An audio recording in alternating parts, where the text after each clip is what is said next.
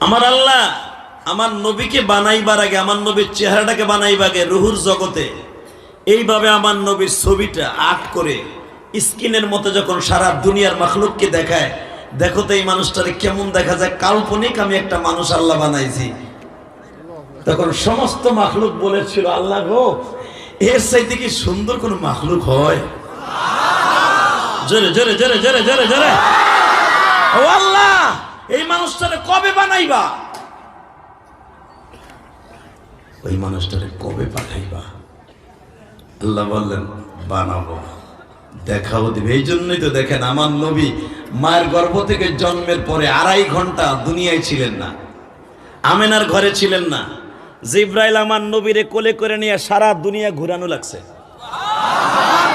জোরে জোরে জোরে জোরে জোরে জোরে।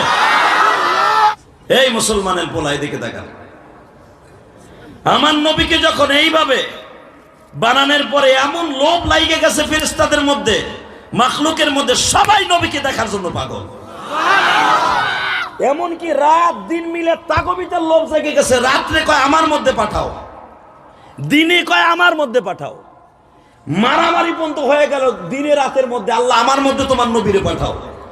দিনে কয় আমার মধ্যে পাঠাও, রাত্রে কয় আমার মধ্যে পাঠাও। আল্লাহ কয় কারো মধ্যে পাঠাবো না, আমি সমানের মধ্যে পাঠাবো। সুবহ সাদেকের সময় আমার নবীকে পাঠানো লাগছে। মারহাবা বলেন না?